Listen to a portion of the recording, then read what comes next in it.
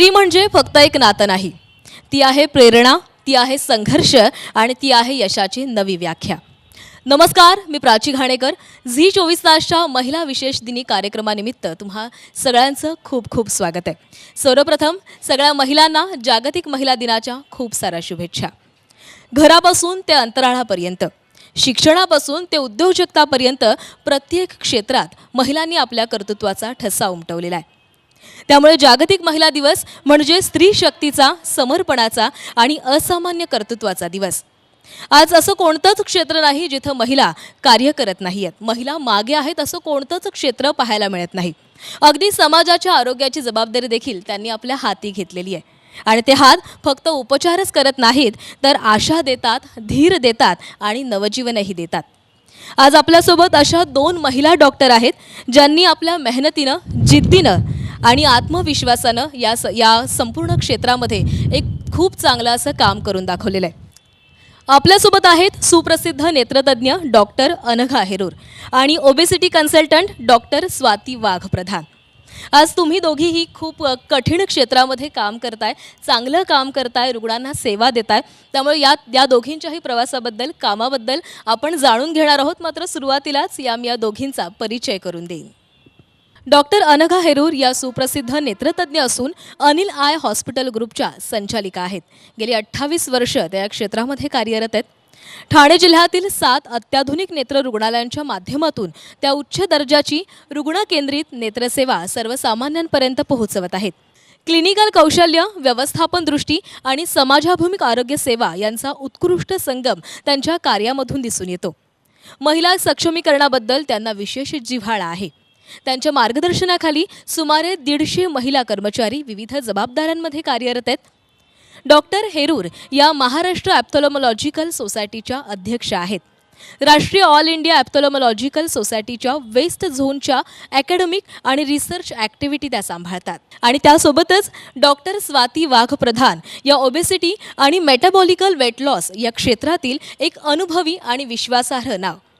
दादर आणि ठाणे येथील त्यांच्या क्लिनिकमधून त्या रुग्णांना वैज्ञानिक पद्धतीनं वजन कमी करण्यासाठी आणि निरोगी जीवनशैली अंगीकारण्यासाठी मार्गदर्शन करतात. सायन हॉस्पिटलमधून त्यांनी MD पदवी प्राप्त केलेली आहे.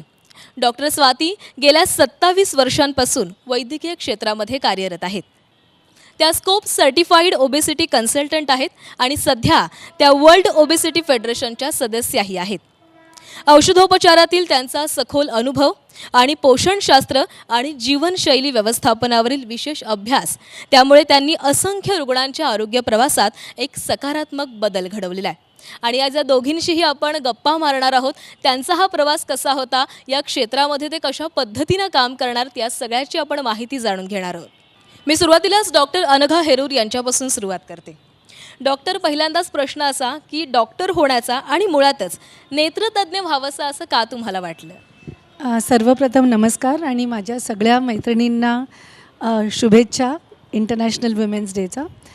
तर असं झालं की मी जेव्हा लहान होते तेव्हा एक मूव्ही होती अनुराधा म्हणून, जिकडे बलराज साहनी यांनी एक ग्रामीण डॉक्टरांची जी भूमिका होती ती साकारली होती. तर त्याच्यामधून मी जेव्हा ती मूव्ही बघितली होती त्यावेळेला काही खूप गोष्टी मला मनाला लावून गेल्या. एकतर त्यांनी एकदम त्या जे डॉक्टर होते, जी भूमिका होती, अगदी निस्वार्थपणे त्यांनी त्या वृत्तीने ते डॉक्टर होते. लोकांची नुसती डॉक्टर म्हणून नव्हे, पण लोकांच्या ज्या भावना होत्या ते समजून घेऊन एक family part of the family म्हणून त्यांनी जे डॉक्टरांचा जो स्वरूप मला कळला, त्याच क्षणी मी ठरवलं की मी जर व्हायचं असेल तर डॉक्टरच. कारण हे फक्त व्यवसाय नव्हे, पण आपण तो जो केअर आहे, तो एम्पथी आहे, ते खूप इम्पॉर्टंट आहे. आणि म्हणूनच आमचा आत्ता जो टॅगलाईन आहे तो बेटर विजन विथ केअर, जी माणुसकी आहे ती जास्त महत्त्वाची आहे. आणि म्हणून त्याच वेळेला मी ठरवलं की डॉक्टर होणार. आणि मग दृष्टी अशी गोष्ट आहे की सर्वांना असेल दृष्टी तर पाहू सृष्टी. आणि म्हणूनच आपण दुसऱ्यांना जर दृष्टी देऊ शकलो तर ते आमचं खूप मोठा भाग्य समजते मी. म्हणजे डॉक्टर तुम्ही सांगितलं की का तुम्हाला वाटलं की आपण ह्या क्षेत्रात यावं, डॉक्टर व्हावं आणि का आपण नेत्रतज्ञ व्हावं हे तुम्ही सांगितलेलं आहे. मी डॉक्टर स्वाती यांच्याकडे जाईन. डॉक्टर स्वाती, खरं तर या सध्याच्या काळामध्ये ना फिटनेस म्हटलं की मुलांमुलींना असं वाटतं की आपण बारीकच असलो किंवा आपण फिट असतो. गेली 27 वर्ष तुम्ही या क्षेत्रामध्ये काम करताय. असा नेमका काय पॉईंट होता जो त्याने तुम्हाला ट्रिगर केला आणि तुम्हाला वाटलं की आपण ओबेसिटी कन्सल्टंट व्हावं? सर्वात आधी नमस्कार आणि माझ्या सगळ्या मैत्रिणींना इंटरनॅशनल विमेन्स डेच्या शुभेच्छा. सुरुवातीपासून सांगायचं म्हणजे माझे वडील स्वतः एक सीनियर डॉक्टर आहेत साऊथ मुंबईमध्ये आणि मी लहानपणापासून त्यांना अतिशय सेवाभावाने त्यांच्या पेशंट्सची काळजी घेताना पाहिलं आहे. माझे वडील रविवारीसुद्धा क्लिनिकला जायचे आणि मी त्यांच्या क्लिनिकमधली पेशंटची गर्दी पाहिली आहे. ते बरे झाल्यानंतर त्यांचा आनंद पाहिला आहे. त्यांनी दिलेले माझ्या वडिलांना दिलेले आशीर्वाद पाहिलेले आहेत आणि तेव्हा माझ्या लक्षात आलं की हे जस्ट एक प्रोफेशन नाही आहे, पण एक नोबल प्रोफेशन आहे. जेव्हा तुम्ही एखाद्या माणसाचं दुःख कमी करता, त्याचं शारीरिक दुःख कमी करता, मानसिक दुःख कमी करता, तेव्हा तुम्ही एक फार मोठी गोष्ट करताय, तुम्ही एक देवाचं काम करताय. आणि म्हणून मला असं वाटलं की आपण हे नोबल प्रोफेशन करावं.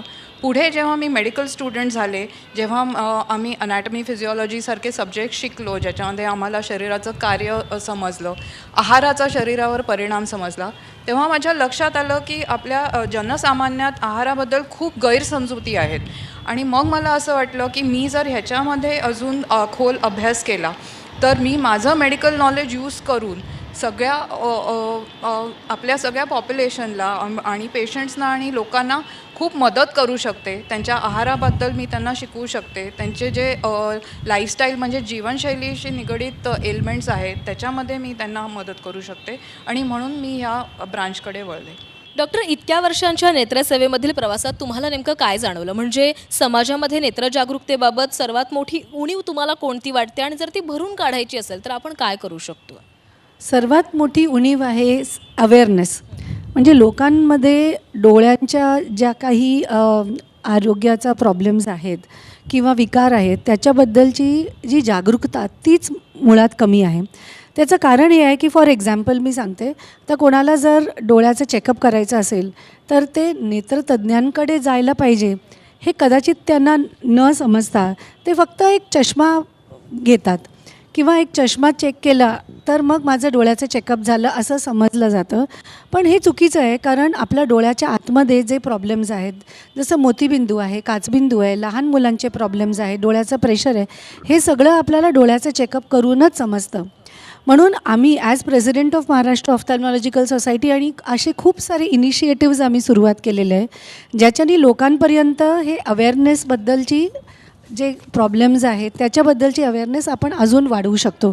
जसं ही कार्यक्रम आपण करतो आहे किंवा मग रेडिओवरती आम्ही इनिशिएटिव्ज घेतलं किंवा सोशल मीडियावर लोकांपर्यंत हे समजलं पाहिजे, हे मेसेज गेलं पाहिजे की आपल्या डोळ्यांची काळजी खूप महत्त्वाची आहे, कारण आपल्याला आयुष्यभर आपल्या डोळ्यांची जपणूक करायची आहे. डॉक्टर स्वाती, मी तुम्हाला प्रश्न विचारेन की सध्या लाईफस्टाईल बदललेली आहे आणि या लाईफस्टाईलचा थेट परिणाम कुठे होतो तर आपल्या शरीरावर होतो. ओबेसिटी वाढत चाललेली, लठ्ठपणा वाढत चाललेला आहे. आज महिला विशेष दिन कार्यक्रम आहे आणि त्यामुळेच त्याच अनुषंगाने प्रश्न असा की या लठ्ठपणाचा महिलांच्या आरोग्यावर कसा परिणाम होतो आहे? सध्या लठ्ठपणाचा म्हणजेच ओबेसिटीचा खूप इन्सिडन्स वाढला आहे आपल्या जगात. महिलांमध्ये एस्पेशली लाईफस्टाईल म्हणजे जीवनशैलीच्या चुकांमुळे आणि मेटाबॉलिझमच्या असंतुलनामुळे आणि एस्पेशली स्ट्रेसमुळे ओबेसिटीचं प्रमाण खूप वाढलेलं आहे.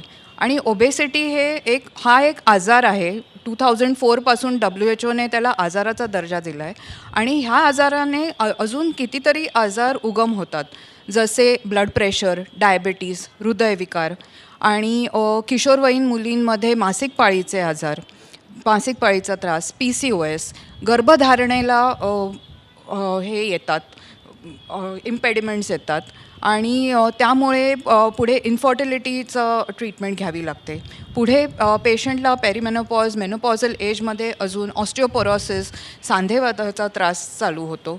त्यांना प्रचंड वजन वाढीला तोंड द्यावं लागतं आणि सर्वात महत्त्वाचं म्हणजे स्वतःचा आत्मविश्वास कमी होतो ओबेसिटीमुळे. त्यामुळे पेशंटला नैराश्य येतं, डिप्रेशन येऊ शकतं, अँझायटी होऊ शकते. असे बरेच आजार आजकालच्या महिलांना त्यांना तोंड द्यावं लागतं. म्हणजे तुम्ही सांगितलेलं आहे की लठ्ठपणा कशा प्रकारे महिलांच्या आरोग्यावर परिणाम करतो, त्यामुळे आपण काळजी घेणं खूप गरजेचं आहे. डॉक्टर अनघा, तुम्हाला असा प्रश्न आहे की गेल्या अनेक वर्षांमध्ये लहान मुलांना चष्मा लागण्याचं प्रमाण खूप वाढलेलं आहे, कारण स्क्रीनिंग टाईम असेल तो वाढत चाललेला आहे. यावर तुम्ही काय सांगाल, कारण हे लहान मुलांमध्ये आजार जास्त वाढताना दिसत आहे? हो, हे खूप खरं आहे. कारण लहान मुलांमध्ये मायोपिया म्हणजे मायनस चष्म्याचा नंबरचं प्रमाण खूप वाढतं आहे. इनफॅक्ट असं म्हटलं जातं की बाय 2050मध्ये 50% ऑफ द वर्ल्ड्स पॉप्युलेशनला मायनस चष्मा असेल. तर आत्तापासूनच आपल्याला आपल्या लहान मुलांची काळजी घेणं गरजेचं आहे. एक मुख्य कारण आहे की आपला मोबाईलचा एक्सपोजर, कुठलंही डिजिटल एक्सपोजर, टी व्ही म्हणा, कम्प्युटर, लॅपटॉप, आयपॅड, तर ह्याचं आपल्याला एक्सपोजर खूप कमी करणं गरजेचं आहे. चष्म्याचा नंबरचं चेकअप लहान वयापासूनच चेकअप करणं गरजेचं आहे. First checkup should be at 6 months, मग 3 years ऑफ एजला, मग 5 years ऑफ एज, आणि दरवर्षी कंपल्सरीली आपल्याला चेकअप करणं गरजेचं आहे. As president of Maharashtra ophthalmic society आम्ही एक बालदृष्टी अभियान सुरू केलं आहे, जिकडे सगळ्या स्कूल्समध्ये, शालेय मुलांमध्ये हे कंपल्सरी केलं आहे की डोळ्याचं चेकअप करून घेणं, सो दॅट आपल्याला डोळ्याचा नंबर असेल तर ते लवकरात लवकर आपल्याला ट्रीट करून चष्मा लावता येईल. आणि हे वाढत जे जातं आहे त्याला स्पेशल फक्त चष्मा नव्हे तर मायोपिया कंट्रोल ग्लासेस आणि कधीकधी काही ड्रॉप्स पण अवेलेबल असतात, ज्याच्याने आपण ते कंट्रोल करू शकतो. तर सगळ्या पेरेंट्सनी जागरूक असणं गरजेचं आहे. सगळ्या टीचर्स, पेरेंट्स आणि प्रायव्हेट केअर फिजिशियन्स सगळ्यांनी ॲज अ टीमवर्क आपल्याला काम करणं गरजेचं आहे. डॉक्टर, तुम्ही लहान मुलांबद्दल तर सांगितलं, मात्र जसं जसं वय वाढतं तसं देखील आपल्याला डोळ्यांचे आजार उद्भवतात, आपली दृष्टी कमी होत जाते. अशा वेळेस तुम्ही काय सल्ला द्याल? जसं वय वाढतं तसं चष्म्याचा नंबर पण वाढत जातं, कारण डोळ्याची लांबी वाढते आणि चष्म्यावरचा जो डिपेंडन्स आहे तो वाढत जातो. म्हणजे आपल्याला चष्म्याशिवाय चालता येत नाही, लांब रस्ता क्रॉस करता येत नाही, घड्याळ बघता येत नाही, आणि ह्याच्यामुळे परत इन्फिरियॉरिटी कॉम्प्लेक्स येतं आणि दैनंदिन जीवनात प्रॉब्लेम होतो.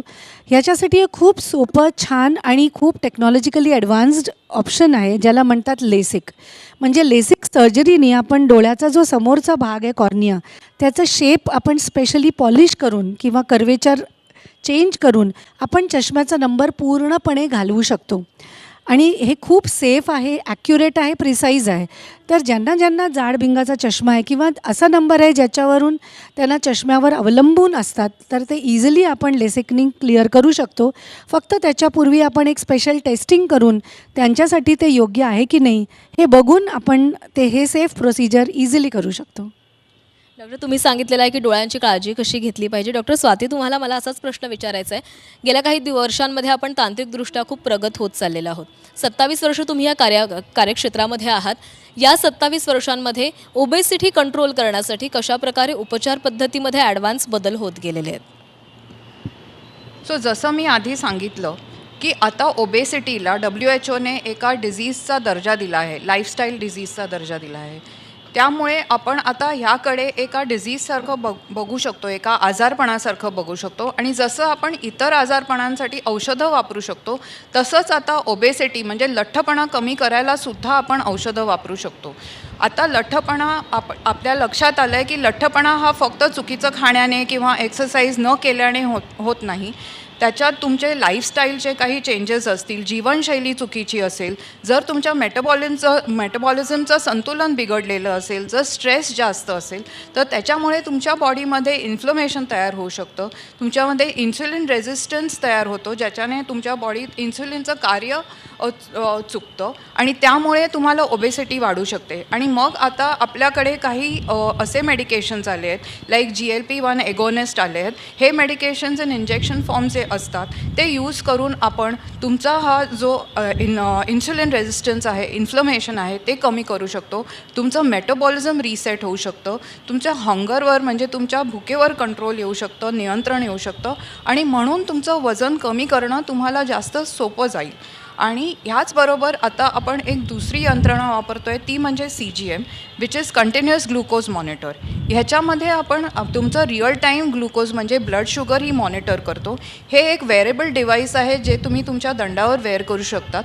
आणि त्यात तुमच्या कोणत्या खाण्याने तुमची ब्लड शुगर स्पाईक होते, ज्यामुळे तुमचं इन्सुलिन स्पाईक होतं, आणि कोणत्या ॲक्टिव्हिटीज केल्याने ते नॉर्मलाइज होतं, हे तुम्ही ट्रॅक करू शकता. आणि मग हे ट्रॅकिंग करून आम्ही मग एक्झॅक्टली तुम्हाला तुम्हाला कुठल्या प्रकारे तुम्ही वेट लॉस करू शकता हे आम्ही तुम्हाला ॲडवाईज करू शकतो. तर असे हे दोन जे नवीन ॲडव्हान्समेंट्स आहेत जसे GLP इंजेक्शन्स आणि CGM मॉनिटर हे आम्ही यूज करून आता पेशंट्सना वेट लॉस करून देतो. डॉक्टर स्वातींनी आपल्याला सांगितलं की कशा पद्धतीनं ॲडव्हान्सबद्दल उपचार पद्धतीमध्ये झालेले आहेत. तसंच डोळ्यांवर जे काही आपण जे उपचार करतो नेत्ररोग तज्ज्ञ म्हणून तुम्हाला काय बदल दिसले, काय ॲडव्हान्स बदल झालेले आहेत या उपचार पद्धतींमध्ये? आता फॉर एक्झाम्पल आपण वयोवृद्ध पेशंटचा विचार केला तर मोतीबिंदू हा सर्वात कॉमन प्रॉब्लेम आहे. तर मोतीबिंदूची जी शस्त्रक्रिया आहे त्याच्यामध्ये खूप चांगले ॲडव्हान्स टेक्नॉलॉजीज आलेले आहेत. मोतीबिंदू काढण्याची जी शस्त्रक्रिया आहे त्याच्यामध्ये हल्ली आपण फेमटो लेझरचा वापर करतो आणि फेमटो लेझर असिस्टेड कॅटरॅक्ट सर्जरीनी आपण सेफ्टी वाढते, प्रेसिशन आणि ॲक्युरसी वाढते आणि वेगळ्या प्रकारचे लेन्सेस आपण यूज करतो. जसं आपण एडॉफ लेन्सेस म्हणजे एक्सटेंडेड डेप्थ ऑफ फोकस, ज्याच्यानी फक्त लांबचाच नव्हे तर इंटरमिजिएट आणि जवळचं पण विजन आपण जास्त चांगलं इम्प्रूव्ह करू शकतो. चष्म्यावरचा जो डिपेंडन्स आहे तो त्या वयोगटामध्ये सुद्धा आपण यूज करू शकतो. स्पेशल ट्रायफोकल लेन्सेस अवेलेबल आहेत ज्याच्यामध्ये रिंग्ज आहेत आणि त्या रिंग्ज असल्यामुळे आपल्याला परत लांबचं जवळचं चांगलं दिसतं. तर हे वेगवेगळे टेक्नॉलॉजीज आहेत. डायबिटीजचं प्रमाण वाढत चाललं आहे. India is the diabetic capital of the world. तर डायबिटीजचा डोळ्यावरचा जो दुष्परिणाम आहे तो लवकर डिटेक्ट करण्यासाठी स्पेशल OCT स्कॅन्स आहेत, स्पेशल अँजिओग्राफीज आहेत, स्पेशल फोटोग्राफीज आहेत ज्याच्याने आपण डोळ्यावरचा दुष्परिणाम लवकरात लवकर निदान करून आपण लवकरात लवकर लेझर्स, इंट्राव्हिट्रियल इंजेक्शन्स आणि हायेस्ट टेक्नॉलॉजीचे सर्जरीज करून आपण नजर वाचवू शकतो.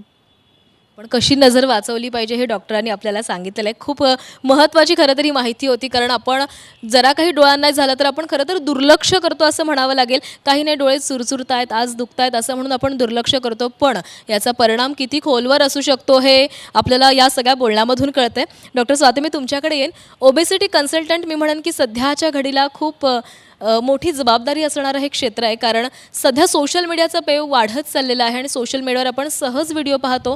आज हे खा मग तुम्ही बारीक व्हाल, आज ते खा तुम्ही बारीक व्हाल, आणि अनेक महिला अशा आहेत की ज्याचा उपयोग करतात त्याच्यावर त्याचा दुष्परिणामही पाहायला मिळतो. काय सल्ला द्याल अशा महिलांना? मी यासाठी एवढंच म्हणू इच्छिते की जेव्हा तुम्हाला एखादा सोन्याचा दागिना घ्यायचा असतो तेव्हा तुम्ही भांड्यांच्या दुकानात जाता का? नाही.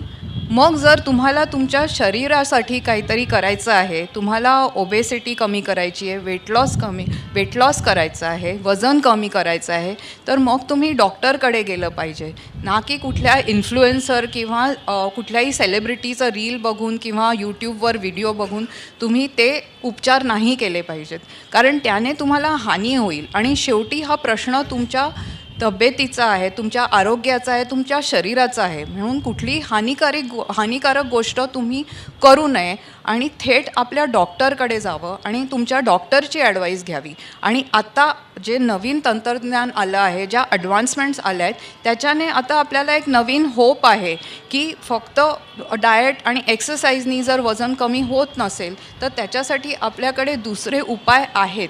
ट्रेडिशनल उपाय जर चालत नसतील तर आता बऱ्याच ॲडव्हान्समेंट्स आल्या आहेत की ज्याच्याने तुमची ओबेसिटी आणि तुमचं वजन तुम्ही कमी करू शकता.